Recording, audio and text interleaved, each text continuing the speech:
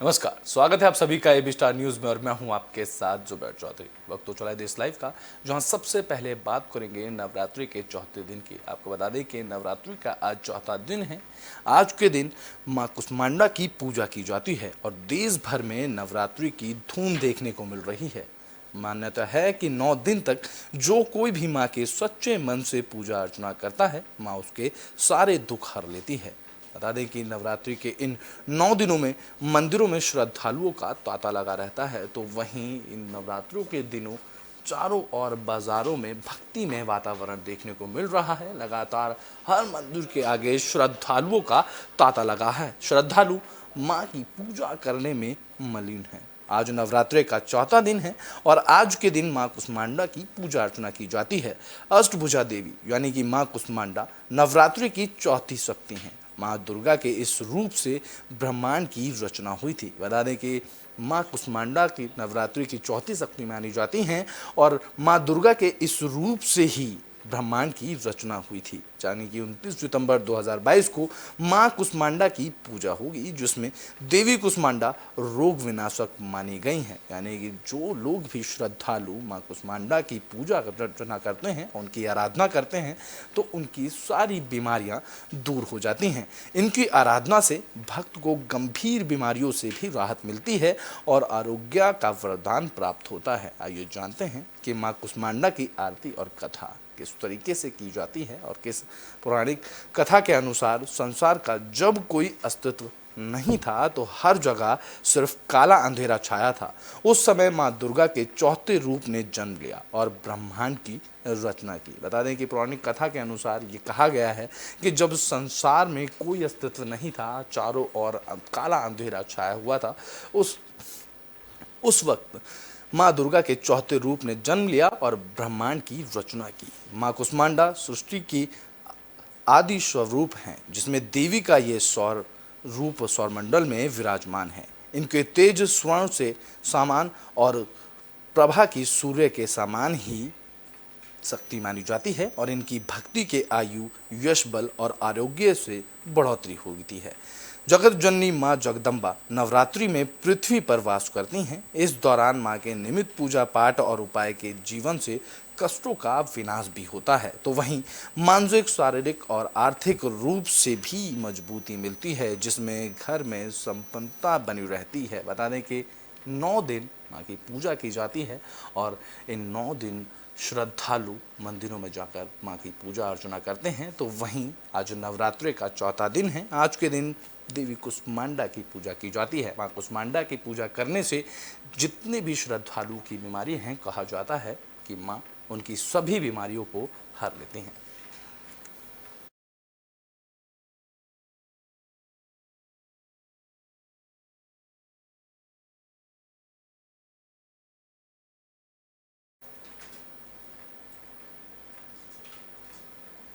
तो बुलेटिन में बात कर लेते हैं अब पीएफआई की। पीएफआई पर 5 साल के बैन के बाद अब ट्विटर इंडिया ने भी पीएफआई का ट्विटर अकाउंट बैन कर दिया है। आतंकी गतिविधियों में लिप्त संगठन पॉपुलर फ्रंट ऑफ इंडिया पर केंद्र सरकार की तरफ से 5 साल की पाबंदी लगाने के बाद अब उसका ट्विटर अकाउंट भी बंद कर दिया गया है। संगठन पर केंद्र सरकार ने नकेल कस दी है। उनके कई नेता और कार्यकर्ताओं को गैर कानूनी गतिविधियां संचालित करने के आरोप में गिरफ्तार भी किया गया है। तो इस दौरान अब उनका ट्विटर अकाउंट भी बंद कर दिया गया है। गृह मंत्रालय ने पीएफआई पर पाबंदी के साथ ही 2 पृष्ठ की अधिसूचना जारी की है, यानी कि 2 पन्ने की अधिसूचना पीएफआई के लिए भी जारी कर दी गई है। इसमें संगठन की गतिविधियों से लेकर उनके खिलाफ कार्रवाई का पूरा वितरण किया गया है, जहां पाबंदियां हैं और इसको लेकर अब कई जगह से आवाजें भी उठने लगी हैं। बता दें कि कैंपस फ्रंट ऑफ इंडिया ने इसको लेकर आवाज उठाई है। इस बीच पीएफआई से जुड़े और प्रतिबंधित किए गए संगठन कैंपस फ्रंट ऑफ इंडिया ने पाबंदियों को अलोकतांत्रिक और असंवैधानिक बताया है। संगठन का कहना है कि पाबंदी को कोर्ट में चुनौती दी जाएगी। सीधे तौर पर उन्होंने कहा है कि इस 5 साल की पाबंदी और बैन को लेकर वह कोर्ट का रुख करेंगे और कोर्ट में इसको चुनौती भी दी जाएगी। संगठन ने आज ट्वीट किया कि सीएफआई भारत में संगठन की सभी गतिविधियों को तत्काल प्रभाव से रोक देगा। इसके साथ ही सभी आरोपों को अदालत में चुनौती दी जाएगी। सीधे तौर पर उन्होंने कहा है कि अब संगठन यानी कि अपने सारी गतिविधियों को तत्काल प्रभाव से रोक देगा और साथ ही इसको लेकर पाबंदियों को लेकर पीएफआई को लेकर वह अदालत का रुख करेंगे और अदालत में इसको चुनौती भी दी जाएगी। यानी कि यूएपीए यानी विधि विरुद्ध कार्यकलाप अधिनियम के तहत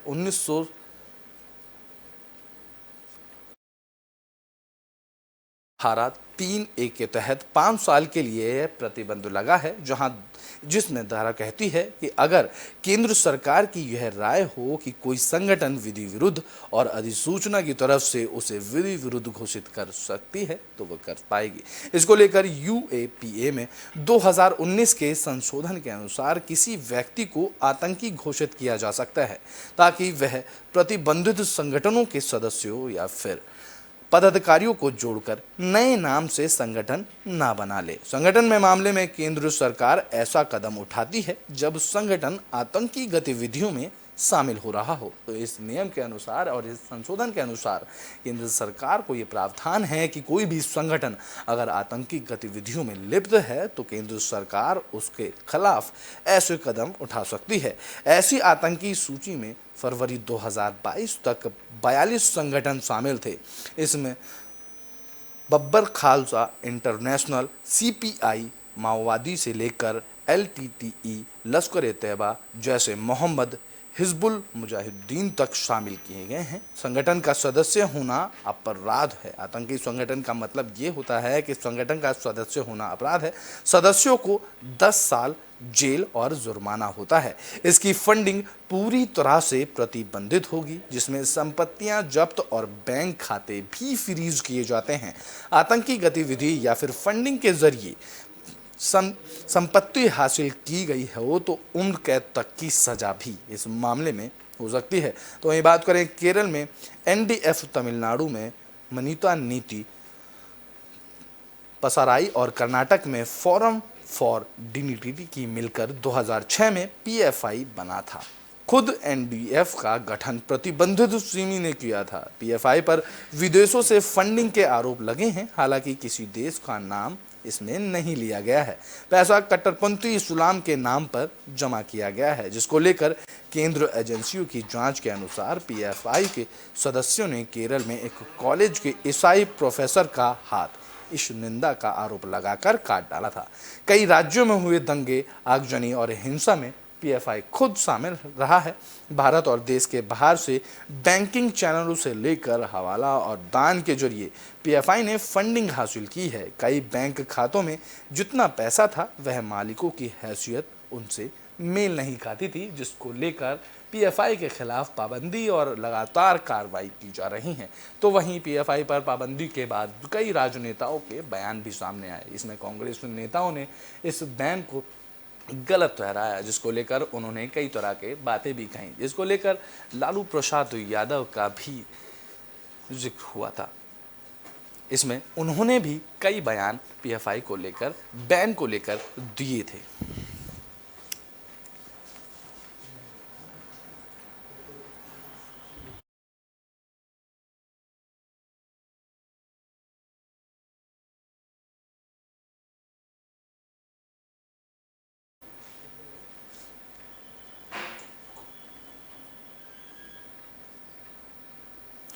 तो बात करते हैं पीएफआई के बैन की। तो पीएफआई के बैन होने के बाद से ही राजनीति गर्म हो गई है। कई राजनेताओं के बयान आ रहे हैं। जिस तरीके से हमने आपको बताया कि लालू प्रसाद यादव ने भी पीएफआई को लेकर बयान जारी किया, जिसके बाद गिरिराज सिंह ने लालू प्रसाद यादव को जवाब दिया। बीजेपी के वरिष्ठ नेता और केंद्रीय मंत्री गिरिराज सिंह ने लालू प्रसाद यादव के आरएसएस पर बैन वाले बयान पर हमला बोला है। सीधे तौर पर पीएफआई के बैन के बाद लालू प्रसाद यादव ने बयान दिया था कि आरएसएस को भी बैन कर देना चाहिए, जिसके बाद केंद्रीय मंत्री गिरिराज सिंह ने लालू प्रसाद यादव को पर हमला बोला है। आरएसएस पर प्रतिबंध को लेकर पलटवार करते हुए बीजेपी नेता ने कहा कि हमें आरएसएस का स्वयंसेवक होने पर गर्व है। उन्होंने सवाल करते हुए पूछा कि क्या लालू यादव कह सकते हैं कि वो पीएफआई के सदस्य हैं। उन्होंने बिहार में लालू और नीतीश की सरकार को आरएसएस को लेकर भी चुनौती दी है। बता दें कि राष्ट्रीय जनता दल के अध्यक्ष लालू प्रसाद यादव ने राष्ट्रीय स्वयंसेवक संघ यानी कि आरएसएस को एक हिंदू चरमपंथी संगठन बताते हुए बुधवार को कहा था कि इस पर भी बैन लगाना जाना चाहिए। जिस तरीके से पीएफआई पर बैन लगाया गया है उसको लेकर उन्होंने सीधे तौर पर कहा था कि आरएसएस पर भी बैन लगा देना चाहिए, क्योंकि जिसको लेकर केंद्रीय मंत्री गिरिराज सिंह ने ट्वीट किया। उन्होंने कहा कि हमें आरएसएस का स्वयंसेवक होने पर गर्व है। क्या लालू प्रसाद यादव कह सकते हैं कि पीएफआई के सदस्य वो खुद हैं। सीधे तौर पर उन्होंने कहा कि आरएसएस के सदस्य होना हमें इस पर गर्व है, लेकिन लालू प्रसाद यादव खुद ये कह सकते हैं कि क्या वह पीएफआई के सदस्य हैं। बिहार में उनकी सरकार है, हिम्मत है तो बिहार में आरएसएस को बैन कर दिया जाए। सीधे तौर पर उन्होंने चुनौती देते कहा कि बिहार में उनकी सरकार है, बिहार में अगर उनकी सरकार है तो सीधे तौर पर आरएसएस को बैन कर दें। उन्होंने ट्वीट के जरिए ये सारी बात कही। केंद्रीय मंत्री गिरिराज सिंह ने एक ट्वीट के जरिए लालू प्रसाद यादव पर हमला बोला। उन्होंने लिखा कि लालू यादव जी उनकी याददाश्त अब कमज़ोर हो गई है। 1990 में जब वे पहली बार मुख्यमंत्री बने थे तब वे इसी आरएसएस और बीजेपी का गुणगान कर रहे थे। आज वोट बैंक की ज़रूरत है तो पीएफआई की तारीफ कर रहे हैं। सीधे तौर पर उन्होंने लालू प्रसाद यादव के 1990 का जिक्र करते हुए तंज कसा। बीजेपी नेता और केंद्रीय मंत्री गिरिराज सिंह ने यह भी कहा कि देश में सामाजिक समरसता और सुरक्षा के लिए पीएफआई पर प्रतिबंध मोदी सरकार का स्वागत योग्य कदम है। इससे समाज में शांति और सद्भाव आएगा और गरीब कमजोर मुसलमान भी गुमराह होने से बचेंगे। सीधे तौर पर आरजेडी के प्रमुख लालू प्रसाद यादव ने आरएसएस को एक हिंदू चरमपंथी संगठन बताते हुए बुधवार को इस पर भी प्रतिबंध लगाने की मांग की थी। उन्होंने इंटरव्यू में कहा था कि आरएसएस पर भी बैन लगा देना चाहिए। अगर कोई भी संगठन आतंकी गतिविधियों में शामिल है तो उस पर बैन लगे, लेकिन उन्होंने इसके बाद ये भी कहा कि आरएसएस पर भी बैन लगा देना चाहिए। जिसके बाद गिरिराज सिंह ने ट्वीट के जरिए एक ट्वीट करके लालू प्रसाद यादव पर हमला बोला और काफ़ी तंज भी कसे।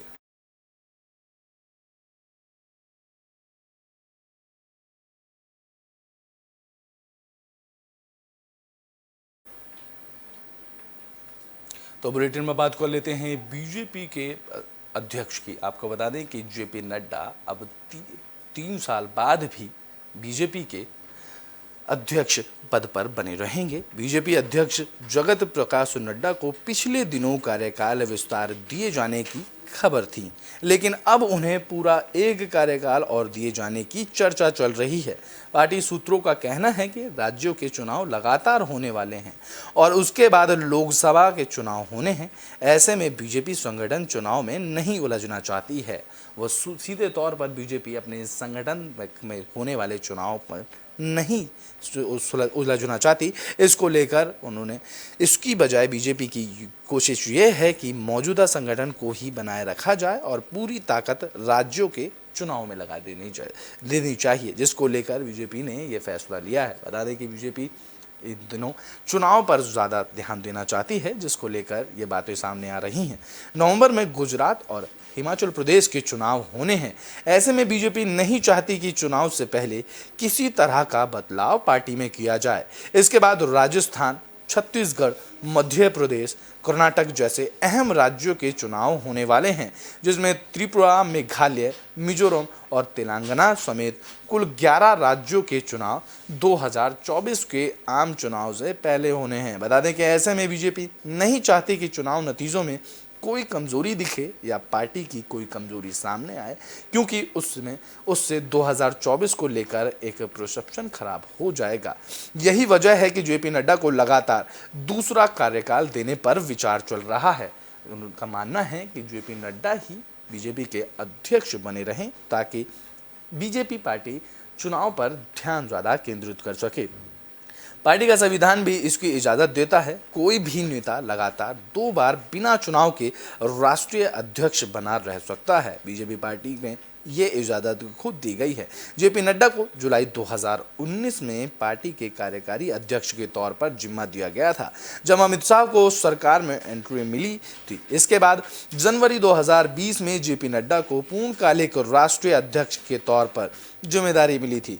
तब से यूपी समेत कई बड़े राज्यों में वे पार्टी को बड़ी जीत दिला चुके हैं, जिसको लेकर अब ये कयास लगाए जा रहे हैं कि बीजेपी के दूसरे कार्यकाल को भी उनको दे दिया जाएगा। पार्टी के सूत्रों ने कहा कि अगर संगठन चुनाव होता तो अब तक राज्यों में इसकी प्रक्रिया शुरू की जा चुकी होती। इसकी वजह यह है कि राष्ट्रीय अध्यक्ष के चुनाव से 6 महीने पहले राज्यों में संगठन चुनाव का प्रोसेस शुरू हो जाता है। इनकी शुरुआत यहीं से की जाती है, जिससे नड्डा को एक और कार्यकाल मिलने का संकेत मिल रहा है। यानी कि 6 महीने पहले ही पार्टी में बदलाव होने शुरू हो जाते हैं और पार्टी में चुनाव की तैयारियां की जाती, जिसको लेकर ये तैयारियां नहीं देखी गई। तो बीजेपी पार्टी की तरफ से लगातार ये संकेत दिए जा रहे हैं कि जेपी नड्डा को दूसरे कार्यकाल मिल सकता है। बता दें कि हाल ही में ऐसे कई वरिष्ठ नेताओं को बीजेपी में राज्यों का प्रभारी बनाया गया है, जो काफ़ी समय से किसी अहम जिम्मेदारी से दूर थे। संगठन में जेपी नड्डा की लीडरशिप में तमाम बदलावों से भी माना जा रहा है कि वह एक और कार्यकाल के लिए बने रहेंगे। इसको लेकर भी लगातार ये संकेत मिल चुके हैं और खुद अब बीजेपी पार्टी की तरफ से ये संकेत तो लगातार मिल रहे हैं कि जेपी नड्डा ही बीजेपी के अध्यक्ष पद पर बने रहेंगे।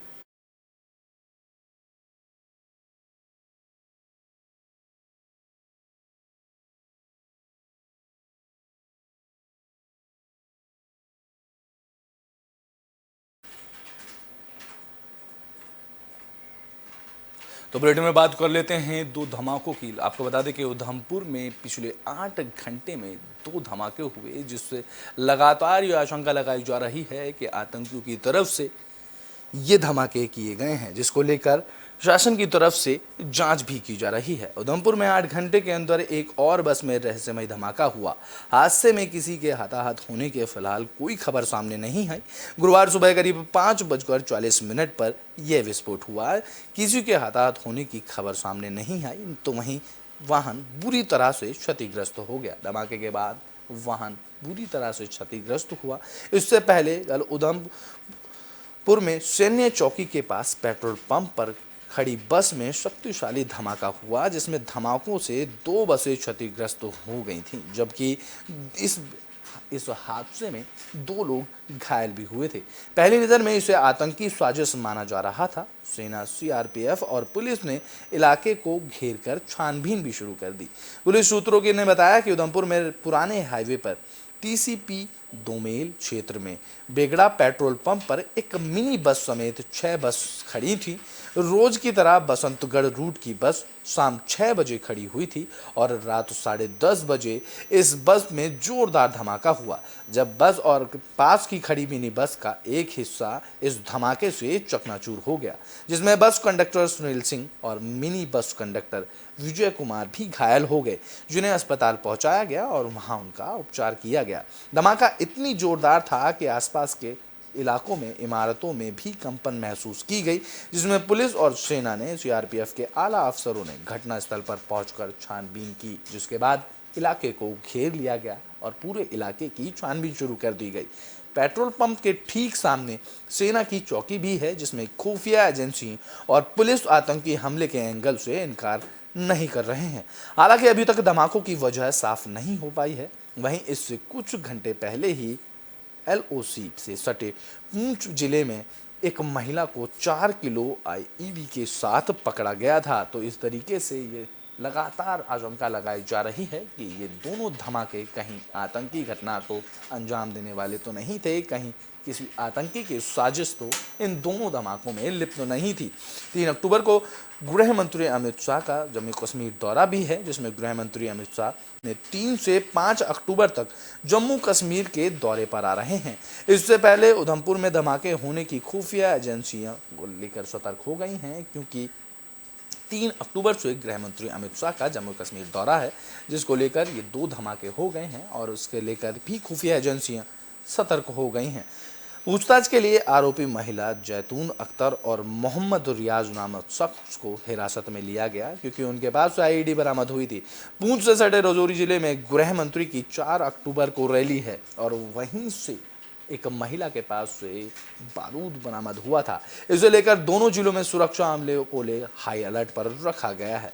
बताया जा रहा है कि एसओजी की खुफिया इनपुट पर महिला को पूंछ नगर के बीचों बीच स्थित परेड स्थित पार्क में बैग के साथ पकड़ा गया, जिसमें आईईडी कहां से आई और कहां ये महिला इस आईडी को ले जा रही थी, इसे लेकर पूछताछ की गई। गृह मंत्री के दौरे से पहले शक्तिशाली विस्फोटक पकड़े जाने के पीछे बड़ी साजिश मानी जा रही है। धमाके से घायल बस कंडक्टर सुनील सिंह की पीठ पर छर्रे लगे हुए हैं, जिसमें सुनील ने खुद बताया कि कटवा रूट की बस से 2 नग बसंतगढ़ रूट की बस के छत पर रखने गए थे। उन्हें खुद तिरपाल के सामने ढका और बस से सोने के लिए चले गए और इसके कुछ देर बाद ही वहां पर जोरदार धमाका हो गया। आप बता दें कि आतंकवाद के सफाए से लंबे समय तक शांत रहे राजौरी और पूंछ जिले जम्मू संभाग में फिर से आतंकी गतिविधियों की चपेट में आ गए हैं। लगातार 2 धमाके इस बात के संकेत दे रहे हैं। फरवरी 2021 में संघर्ष विराम समझौते के बाद गोलीबारी तो थम गई, लेकिन ओवरग्राउंड नेटवर्क बेहद ही सक्रिय हो गया।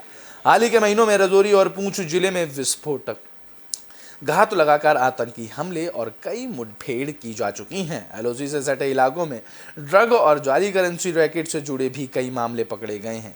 यही वजह है कि सेना अध्यक्ष और उत्तरी कमान प्रमुख राजौरी और पूंछ के कई दौरे कर चुके हैं।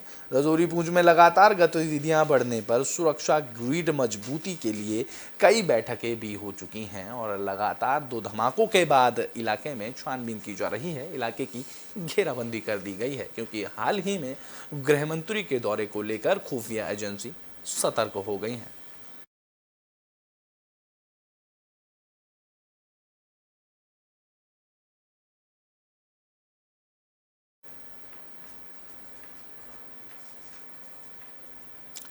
देश लाइव में अभी के लिए बस इतना ही। देश और दुनिया की तमाम खबरों के लिए देखते रहें एबी स्टार न्यूज़।